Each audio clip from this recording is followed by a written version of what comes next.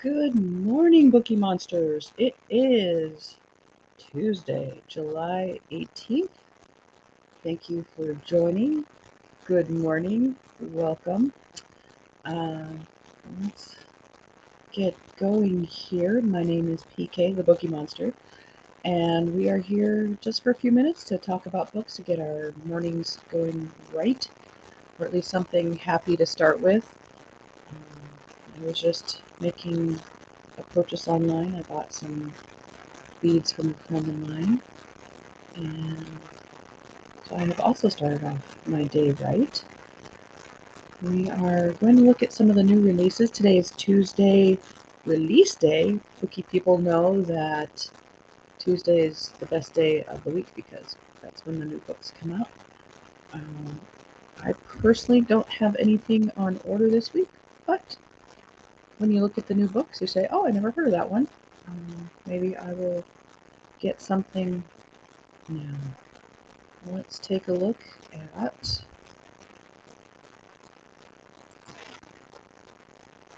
what they are saying. Now, this isn't comprehensive. I wish it was, but it's not. But this is some of the books that are going to be available.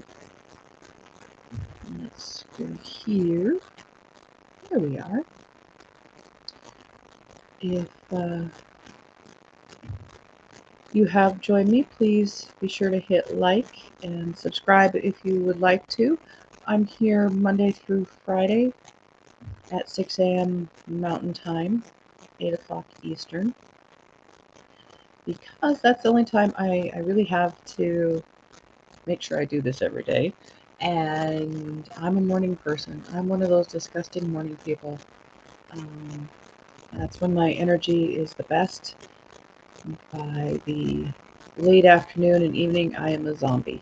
After absorbing all the energy of everybody around me, I'm not fit for being around other people unless I'm eating greens. All right, let's see. Let's go back to the new releases. And yesterday we looked at the mystery thrillers, and it was mostly psychological stuff, which isn't necessarily something I was in the mood for. Let's take a look at what's coming out in romance.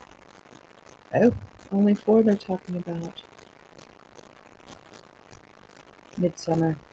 All right. So the first one they are talking about here is Immortal Longings by Chloe Gunn, a fantasy romance. 384 pages, so mid-range there.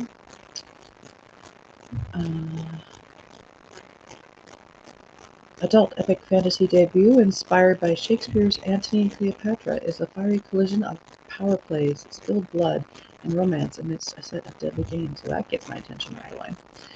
Every year, thousands in the Kingdom of Talon will flock to its capital twin cities, San-Ur, where the palace hosts a set of games. For those confident enough in their ability to jump between bodies, competitors across San-Ur fight to the death to win unimaginable riches. So we've got the Hunger Games trope going on. Princess Kala Tuolemi lurks in hiding. 5 years ago, a massacre killed her parents and left the palace of Ur empty, and she was the one who did it. Before King Kasa's forces in San catch her, she plans to finish the job and bring down the monarchy. Her reclusive uncle always greets the victor of the game, so if she wins, she gets her opportunity at last to kill him. Enter Anton Makusa, an exiled aristocrat. His childhood love has lain in a coma since they were both ousted from the palace, and he's deep in debt trying to keep her alive. Thankfully, he's one of the best jumpers in the kingdom, flitting from body to body at will. His last chance at saving her is entering the games and winning. Kala finds both an unexpected alliance with Anton and help from King Kasa's adopted son, August, love triangle, who wants to tend Talon's ills. But the 3 of them have very different goals, even as Kala and Anton's partnership spirals into something all-consuming. Before the games close, Kala must decide what she's playing for, her lover or her kingdom. And that is Immortal Longings by Chloe Gunn. There's some interesting elements. Hi, Mary. I have not read any Colleen Hoover. I'm aware of her. Um, I don't. Have you read any of her? I know that she's very. I don't know. I have heard that she is more of the toxic romances, which are you kind of have to. For me, I kind of have to be in the mood. I know that's kind of a huge trend among younger readers that they like that kind of romance story, but to me, that's not really romance. But everybody has their taste. But I've not read any, and I do know that several of Colleen Hoover's books are on Kindle Unlimited. If you have Kindle Unlimited on Amazon, so you can definitely try them without investing a whole lot of money, which would be helpful. Ah, yeah, that'd be another way to try it too. I don't know if that's part of the Audible Plus or not, but yeah, I'm such a mood reader. Sometimes I'm in the mood for a romance. Sometimes I'm in the mood for fantasy. Sometimes I'm in the mood for um, espionage. Definitely always in the mood for mystery, thriller, historical mysteries, and so forth. But I've not, and I don't know which one would be like a good entry with Colleen Hoover, because you don't want to read one that's going to immediately turn you off, when there could be some better ones that would suit. I'm not sure. Do you know which one you might try? Um, I've recently gotten back into reading more romance through a group that I follow. Um, uh, Danielle Steele. Used to read a lot of Danielle Steele. That might be the end of us. That I think, hopefully, maybe some people can give us some advice if anybody else is tuning in. But that would probably that's one of her better known ones for sure. Um, the second one here is Sammy Espinosa's Last Review by, I'm assuming it's going to be Taylor K. Mejia. Romance, straight romance, 352 pages. A music critic stuck in a spiral of epic proportions targets her teenage crush for a career comeback and a chance at revenge. What could possibly go wrong? That's another trope that's kind of being popular right now, too. Um, Either music or film, TV, child star trying to make a comeback. That one's definitely making its rounds lately. Sammy Espinosa's life is a raging dumpster fire. Her desperate attempt to win back her singer ex-girlfriend has landed her in hot water at work, and she has one last chance before her editor cuts her column. Luckily, Sammy has a plan to redeem herself, but it won't be easy. Rumor has it that Max Ryan, the former rock god, is secretly recording his first ever solo album years after he dramatically quit performing. And it just so happens that he and Sammy have history. Right before Max got his big break, he and Sammy spent an unforgettable night together. Exclusive access to Max's new music would guarantee Sammy's professional comeback, and even better, give her the opportunity to serve some long-awaited revenge for his traumatic ghosting. That's not a healthy way to start a relationship. But Max lives in Ridley Falls, Washington, and Sammy has history there as well. A family that never wanted her, and a million unanswered questions. Going back would mean confronting it all. What else does she have to lose? That's Sammy Espinosa's Last Review by Taylor K. Mejia. That does not sound very healthy, but might make for a good read for some people.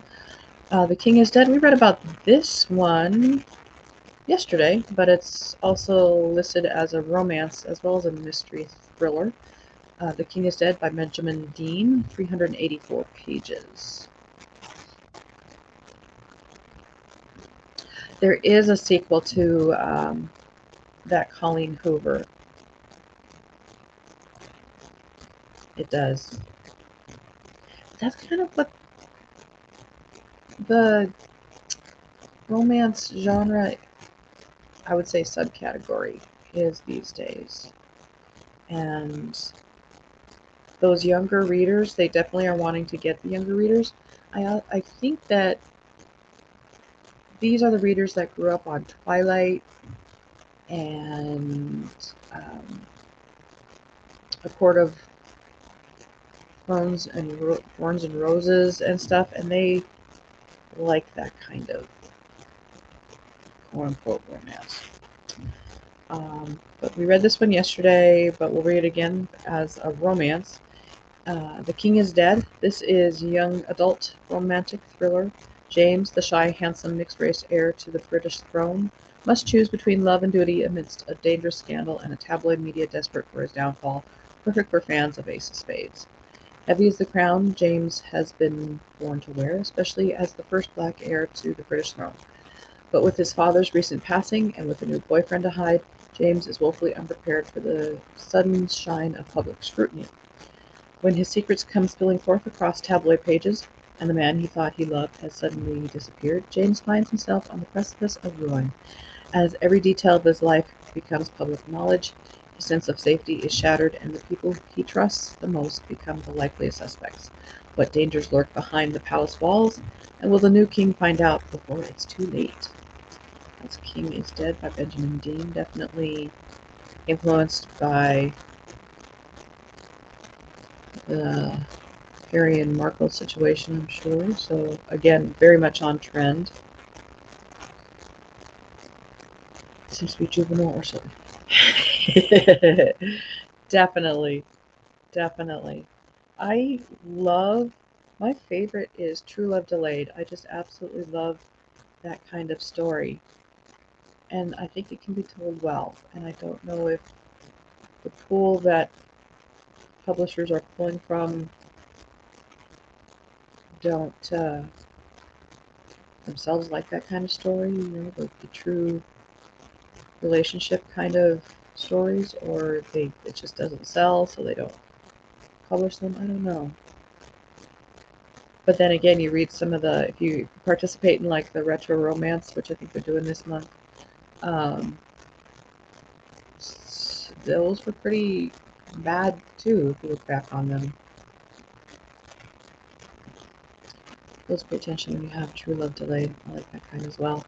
Yeah, I love second chances. I love slow burn.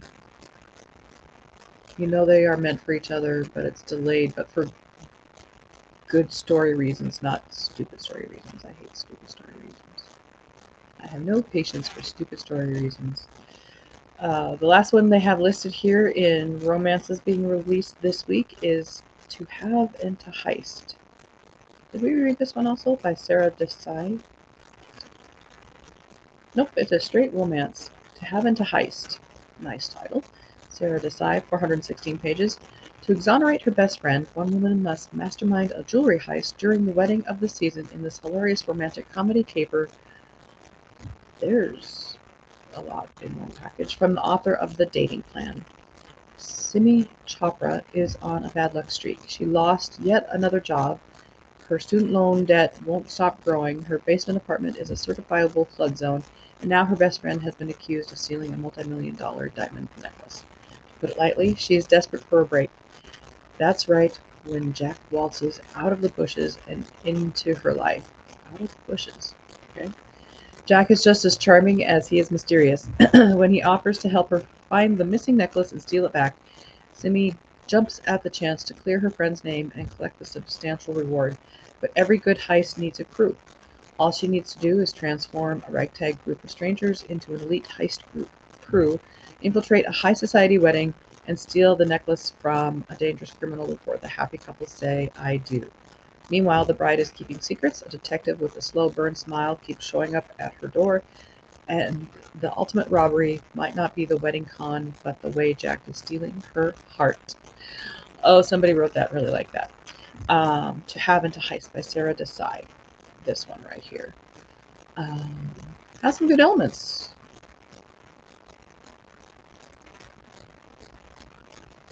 It's okay to be picky. It's your time. So that To Have and to Heist sounds very... I didn't see the movie Ocean's 8, based on the Ocean's 11 but it was the female crew. And didn't they go to the Met Gala? Something like that. That sounds very much like that. And it's kind of a cute cover. I don't know if I like those cartoony, but that one's not too bad. So, 4 romances for this week.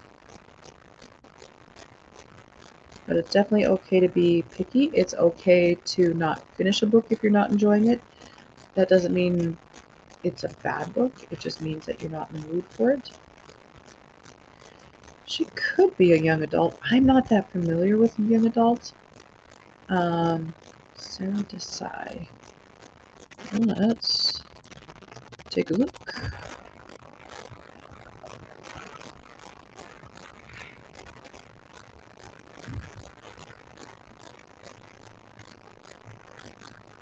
She has a trilogy called The Marriage Game.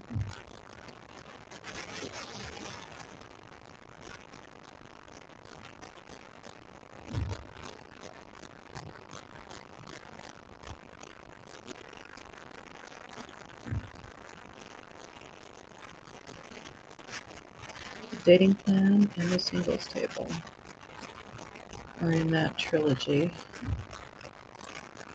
And then, looks like this is her 4th. Maybe it's a new trilogy doing that crew. That'd be clever. That's a good way to come up with a series. For sure. Do you have your coffee? I got my coffee. I didn't have a chance to drink too much of mine yesterday.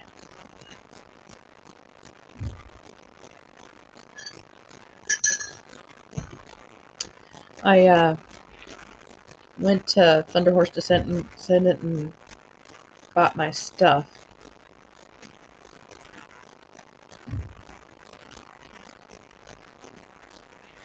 Oh. Is it a buzz kind of thing, or is it, do you think it's a background thing, or is it a internal computer kind of thing? Thank you. We'll see if it shows up more. I might go back and listen. I haven't listened to any of my previous stuff, but I'll see if I can hear it. I do hear we've got a water pump thing that makes some noises. I can hear that. I don't know if this microphone is picking that up or not. Yeah, but you hardly buy anything, so it's okay. It's okay. And I did add a couple things from the stuff that she added after the show. Those were kind of cool looking. But you made some very good choices. I approve. I wish I were making. Oh, you know what? I was playing around on the internet last night. Actually, I was watching another booktuber. Olivia Reads a Latte, which I love her stuff. It could be the water pump then if it's rhythmic. I can hear it going boom right there. We don't have a great water pressure, so we have this machine thing that helps that. But I was watching Olivia Reads a Latte, and she has gotten into diamond painting. And you know I'm a sucker for hobbies. And I started to look at the different kits and stuff. I was like, no, I don't need to add another one. I don't have time to do the ones I'm doing right now. But it looks kind of fun. I would just need to clear some space, which I don't have right now. I've got a whole bunch of beading stuff piled on top of every surface right now. Okay, I'll take a look into it. I'll listen to the playback. I appreciate that. I need all the feedback I can get. They've got some pretty patterns. I was trying to think of, I don't have the screen up right now. It was one of her sponsors. Her channel is,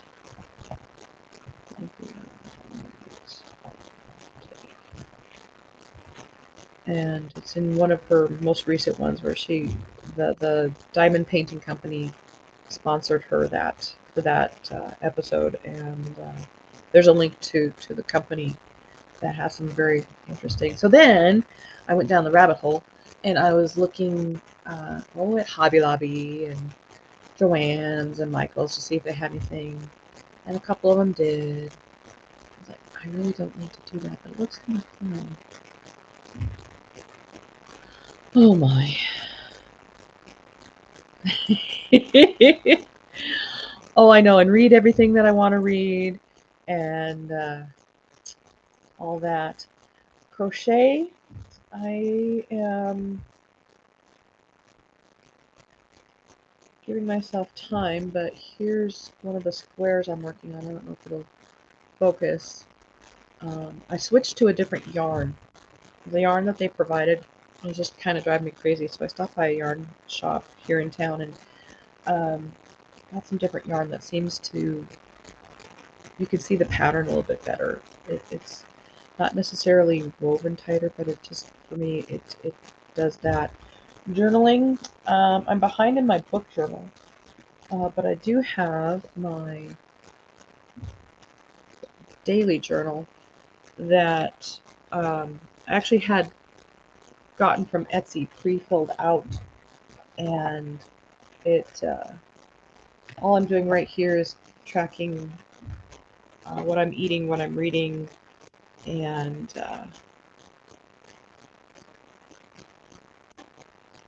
any kind of highlights on the day. I'm a little bit behind on that too. And the colors and so forth. And I always tell the story, my mom is not a crafty person at all. She's a reader and she reads voraciously, and I got that from her. But she is not a hobby person. And when I think my sister cross stitches, and she's tried crochet, but I think she mostly just cross stitches. And I tell her all the things that I'm jumping into, and she just shakes her head and goes, I don't know where you get it from. Because she is just absolutely not a crafty person. She grew up on a farm, and she is not a homemaker. She was an RN. She's still alive, but she's retired. She's 87, and she just does not get that kind of thing.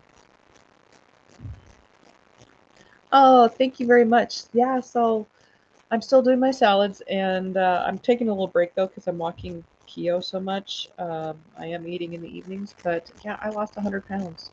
I was definitely much, much bigger. I needed to do it, so thank you very much. I appreciate that. We're hitting the golden hour here, so I gotta grab my stuff, grab my dog, and head to work. I have our commercial crew is heading out of town to Red Lodge today, and they're leaving early. So I gotta go make sure they don't need anything extra. They've preloaded their trucks, but I gotta make sure they don't need anything more. So Mary, I love you. I love you so much. Thank you for showing up.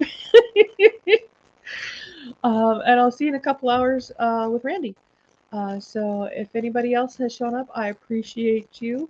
Don't be shy. It's okay to chat here, but hopefully this is something that you're interested in. This is just the second time we're doing this, so I'm learning as we're going. I like knowing what books are coming out. I like learning about them, and sometimes what I think is not interesting turns out to be more interesting when I look into it. Yep, tomorrow morning, 6 a.m. I'm trying to do this Monday through Friday at 6 in the morning Mountain Time, and I won't be doing it on weekends, but tomorrow night, Wednesday night, I'm going to be going to try to do some reading sprints starting at 6 p.m. Maybe a little bit after, kind of depending on how long the walk with Keo takes, the second walk of the day at that point. So I'm hoping to do some reading sprints. Mary, if you want to come join us, you don't necessarily have to read something. If you would just want to be productive, if you want to work on some beading during that time, that would be some really good concentrated time if you want to do some hobby stuff. So 6 p.m., but tomorrow morning, 6 a.m. again for morning coffee.